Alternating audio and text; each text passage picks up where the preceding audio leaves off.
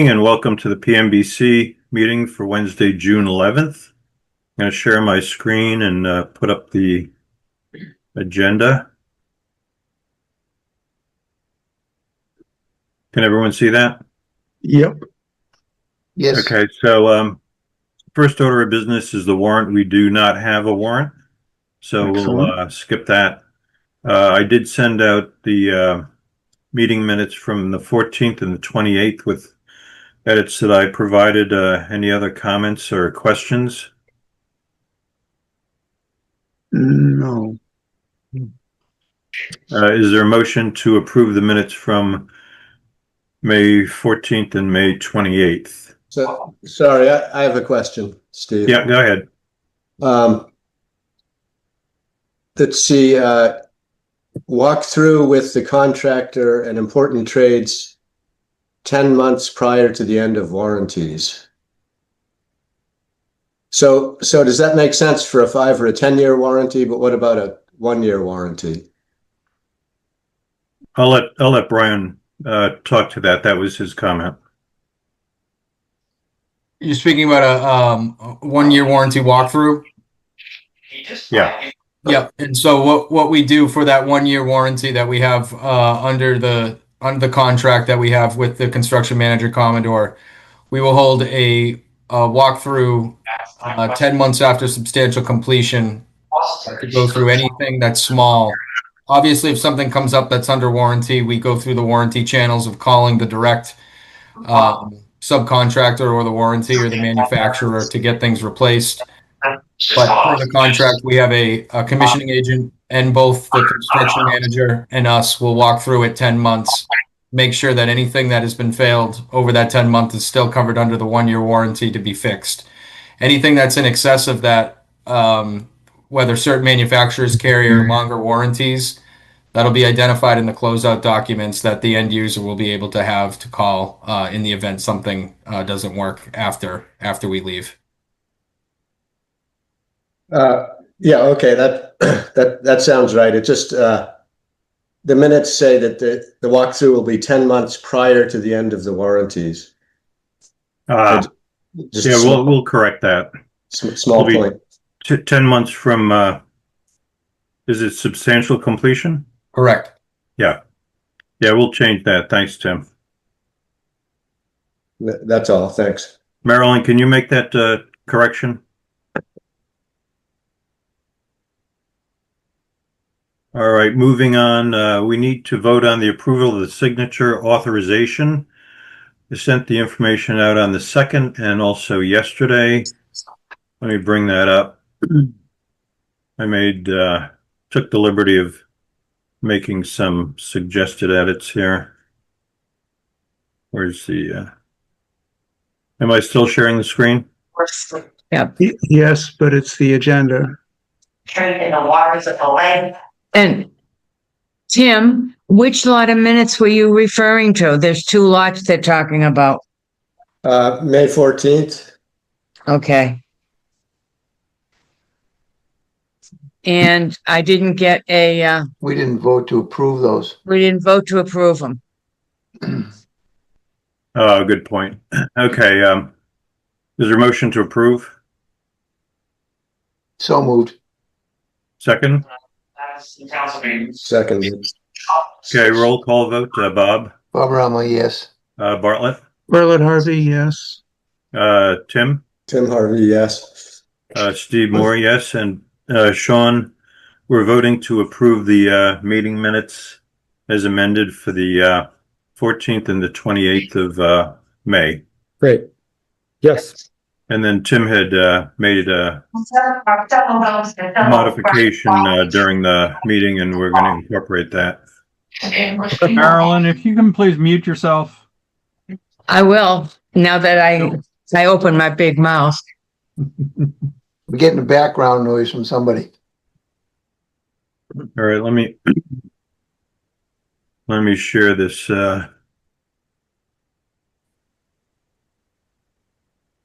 Okay, this is the memo from Michelle Reynolds regarding signature authorities.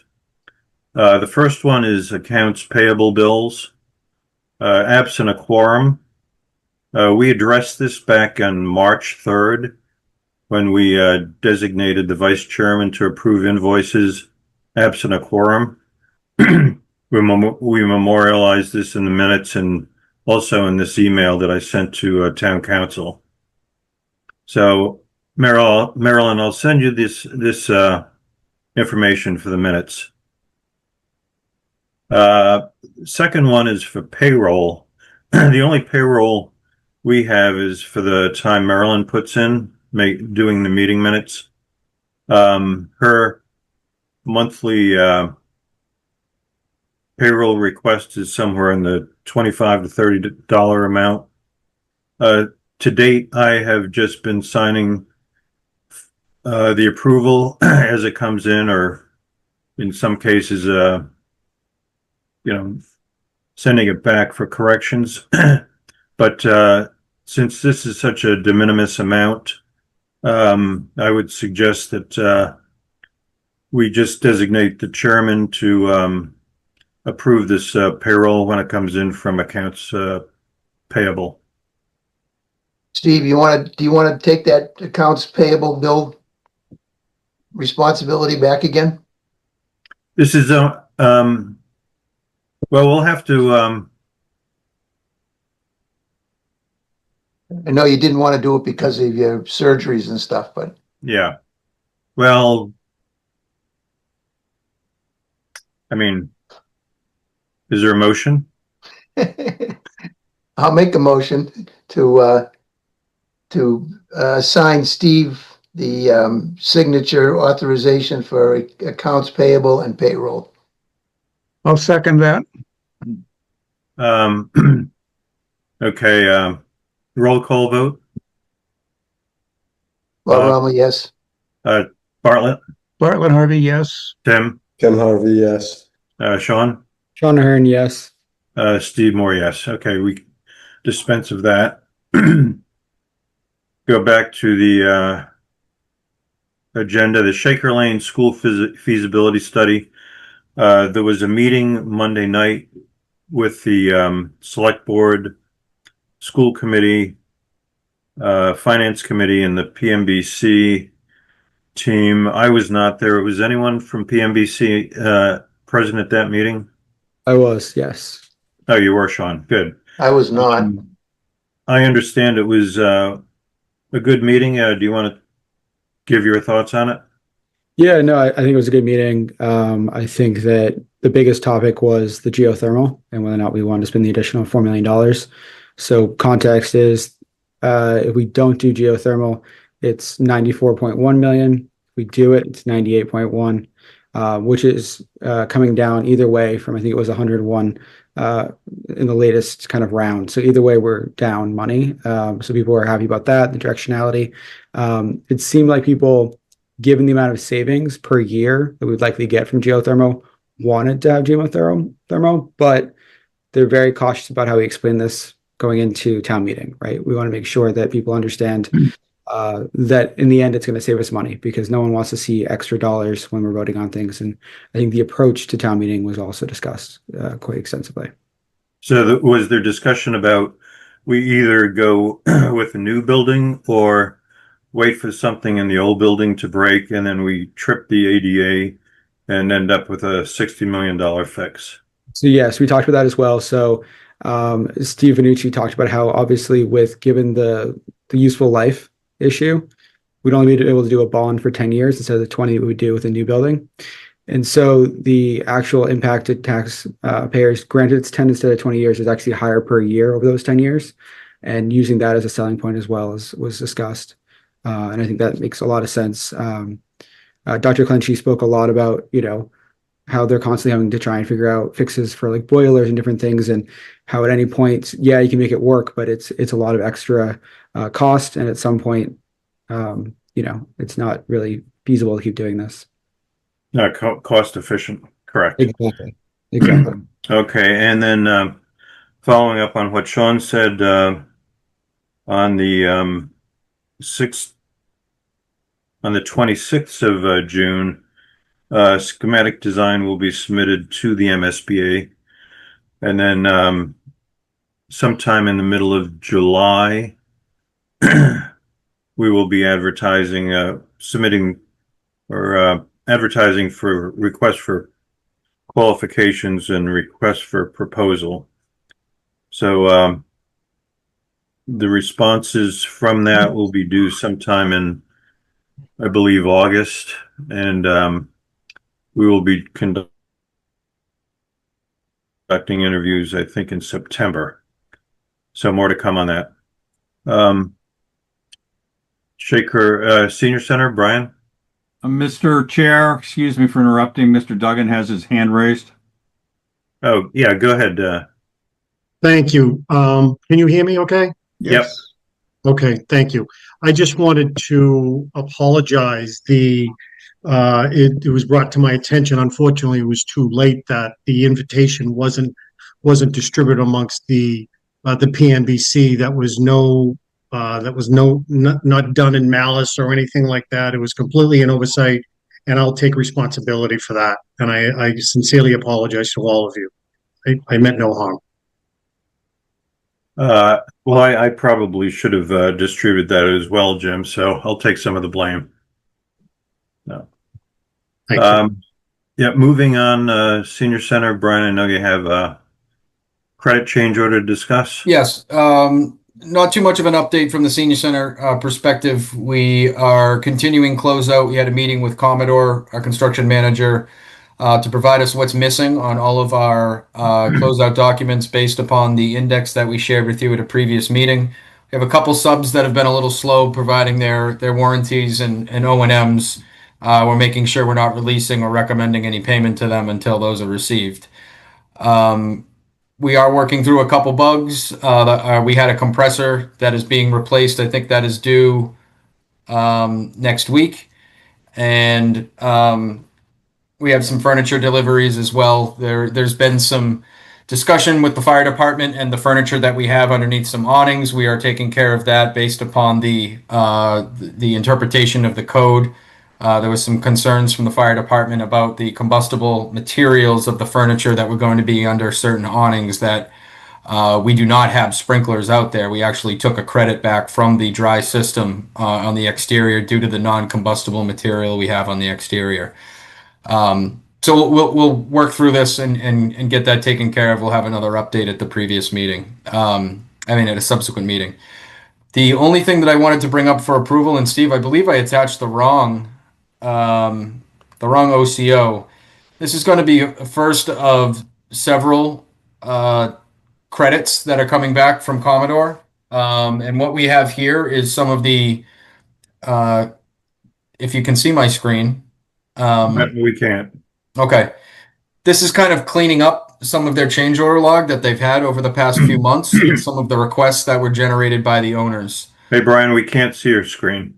Okay, let me stop sharing. Might be having a little computer issues here. Can you still hear me? Yep. Yep. Okay. Yeah, having Zoom's going.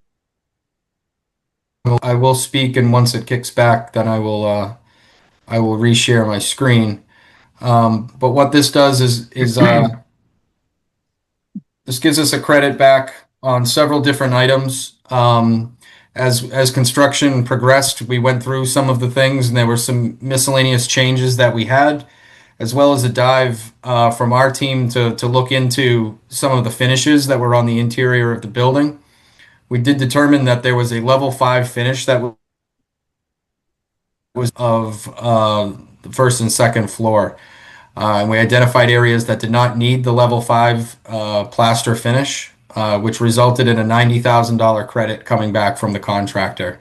We still held a very high level 4, especially in areas that are getting artwork that don't necessarily need a level 5. So we were able to take back $90,000 on that. A couple other minor ones that we had some changes to some awning details that resulted in changes in materials and structural. We also had an allowance for structural steel framing openings We did a good job, and the project team did a good job with coordination with any penetrations that needed to happen in structural steel. So we did not have to tap into that allowance. So that is reflecting in a $20,000 credit back to the town. And then during our GMP phase, we understood that the fiber cement siding was going to come unfinished. We carried an allowance that for it to be painted on site. We did not use that entire allowance. We did have a $453 credit to come back. And so, like I said, what this does not include is, as we're still working through some of the other subcontractor change orders and clearing out some of the other allowances and holds, we still have Commodore's contingency that is still owed back to the town, as well as any other ancillary allowances and holds that will be coming back. So this will be the first of second, and we're hoping to have that wrapped up at a future meeting in the very near future. So this credit change order is for $112,916. And ultimately, it's more of administrative, and we would take this back and put it towards the contingency on our end when ultimately we're ready to close the project out with anything that we have remaining.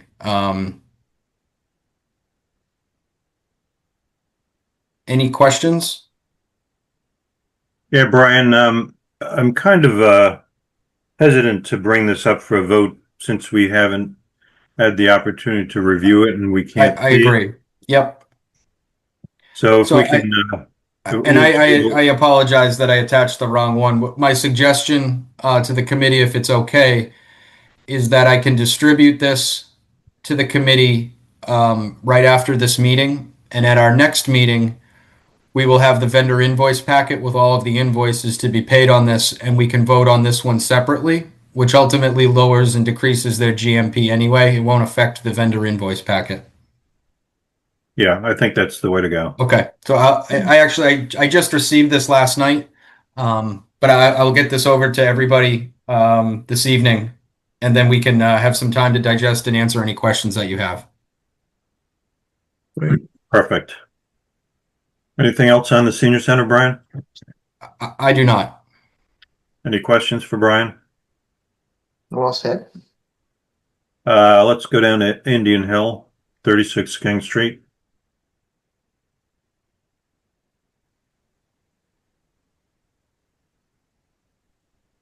Still there, Brian? I think we lost him. He was having intermittent problems with the audio and also the video because he caused Zoom to go black. Yeah. Well, we'll skip over that. Absent his participation. And same with the police station, because I'm not quite sure what's going on with that. Bob, do you have any update on that? I don't, other than the email that Brian sent out. Yeah. I have a little bit of an update, but we're just waiting on the report from the weatherproofing company and the waterproof testing and all that. So hopefully we'll be in receipt of that by the end of next week, and then we can make a decision from there. So Eric, did was there some kind of testing done already? Yes, so we removed the interior trim, and the waterproofing company put like a sprinkler system basically on the outside and just sprayed the whole building. And there was some evidence that was okay and some that wasn't, but we're waiting on the report from the company, so it'll probably be another week or so. Where was that location, Eric? One of them was where the chief's office, in between the chief and the deputy chief, in the administrator office there, and the other one was in the community room, like that conference center that they have. Yeah, multi-purpose room. Yep, yeah, the Yeah. MP. Okay. Yep. All right, thanks. Brian, we see that you're back with us. Do you want to give us a little update on 36 King Street? Yeah, I apologize. I'm in the process of a new computer, and this solidified that I need to get and stop using this old one. So With King Street, I'm not sure when I got cut off, but we've achieved occupancy and we're in the process of moving right now. So at our next meeting, we will be bringing our invoices. We should be 99% done from a financial standpoint as we close out this project in making payments. We will probably have another 1 to 2 invoices as we have some remaining owner vendors and cleaning out the retainage. But the movers have mobilized and done a pretty good job. We are going to take an inventory of the town hall to see if there's anything left or anything remaining and anything that the town needs help with. But yeah, we're in a good spot, and I haven't spoken with Parks and Rec, but I do believe that they're mainly settled in the office right now. Eric, I don't know if there's anything you can add to that. Yeah, they are. We had a walk with the insurance today and everything's all set. School department moved in today, pretty much almost everything. So yeah, we're up and ready to go. And we got the C of O, and the first day of programs is going to be the 23rd. Yeah, that's a great point, Eric. Thank you. That I did speak with, his name's Todd Olstein. He's from Cabot Risk Insurance, who was the one who provided the builder's risk for the project. They need to do an inspection prior to releasing from the builder's risk and going back onto the town's policy. And so that inspection happened today. So I assume the phone systems are up and running? Yes. Good. And how is the contractor doing with his document? Good as well. They're running that all through our Procore. That's our comments that we've received on their pencil requisition, is making sure that they give us a ledger on what has been submitted, what has been approved, and then what also remains. And one thing that I've noted in the contract with Classic for this is that there is a pest control final inspection as well, and I want to hold them to that to make sure that that is inspected and completed and also recorded as part of their closeout document. So they're probably about a couple weeks to a month behind where we are at the senior center, as we kind of closed that one out a little earlier. But I would assume that we'll be catching up, and it's a smaller package that we'll be turning over. So can we get an index of documents from them as well? Yes. Yes. And from Vertex? Yes. Okay. Be good to have that for the next meeting. Sure.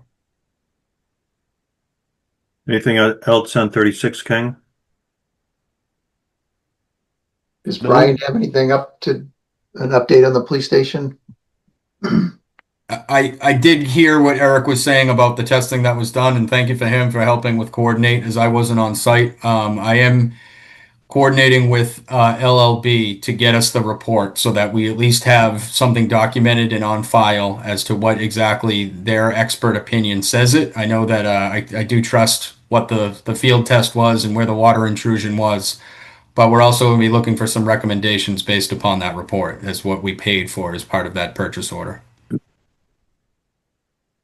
Okay. Any other comments, questions for Brian? Member input. Seems to me I had something and I can't remember what it was, but anyway, Bob, anything? Senior moment, Steve? Yeah, exactly. I'm all set, thanks. I think it might be the drugs. Bartlett? Yeah, I'm all set, thanks. Tim? I have a question from earlier in the meeting. Question for Sean. You said the heat pumps at the Shaker Lane School add $4 million to the cost, and I had thought there was a state incentive that was going to defray most of that. So I just wanted to know if you can clarify that at all.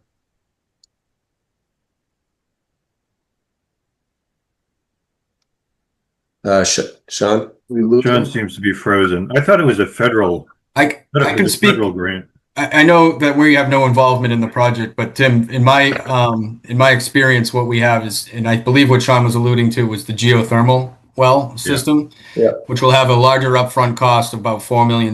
But when you, because I just had a meeting with Mass Save today about some of the incentives that get kicked back, The way that that program works, whether you go down a path 1 or a path 2, depends on your square footage. That will become as an upfront cost, and then depending on the HVAC system, whether it's an air source heat pump or whether it's a VRF system, you're getting roughly around, I believe it's around 800 per ton on your heating side. And if you're going geothermal or ground source, you're getting around 4,500 per ton. And so the incentives are a lot larger, but the upfront costs are a lot larger as well. So I think what, Tim, were you referring to the paperwork that came through that there was a $3 million, I believe it was a $3 million credit if you went with a geothermal? Yeah. Potential Right. credit. Yeah. Yes. Yeah. My question had just been whether that was, in other words, that 4 million wouldn't really be an extra cost. Just for clarification, that's all.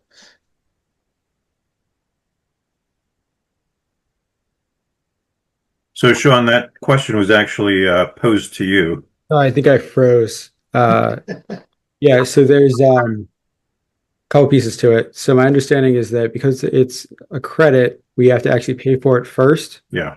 So it's not something where, there isn't, we have to end up bonding it. I can pull up the document of exactly the details. Give me one sec. But essentially, we would end up paying, I think it was about $2 million in interest that we borrowing costs. So it wasn't exactly 1 for 1. Let me pull it up real quick and come back to me. But basically a rebate. Exactly. Yeah. And there's a risk that it might not work out with the current situation at the federal level, but the hope is that it will still happen. I know some people were kind of doing back of the envelope math, and with the savings we would get from utilities bills, it might still make sense even without the credit. But everyone was kind of doing back of the envelope, so I wouldn't, want to speak to that. But let me look up this other piece for you real quick. Okay, that's fine. Thanks, Sean, and thanks, Brian. Yeah, I think that's a better save for a Shaker Lane meeting. Right. Sounds good. And all right, we'll go with we are in member input. So we went with Tim. Sean, anything? Nope, just attending that meeting. Nope, nothing else. And I don't have anything. The next meeting is, that doesn't look right, June 25th? That's right. Oh, that's right, we are in June. It's got to be the meds. Next meeting is June 25th. Is there a motion to adjourn? So moved. Second, Okay, roll call vote. Bob? Roma, yes. Bartlett? Bartlett, yes. Tim? Tim, yes. Sean? Yes. And Steve Moore, yes. And we come in just shy of half an hour, so that's where we want to be. And thanks for your participation, and we'll see you in a couple of weeks. That's a typical Steve Moore meeting. Thanks. Have a good one. Thanks, Bye-bye. Mr. Chairman.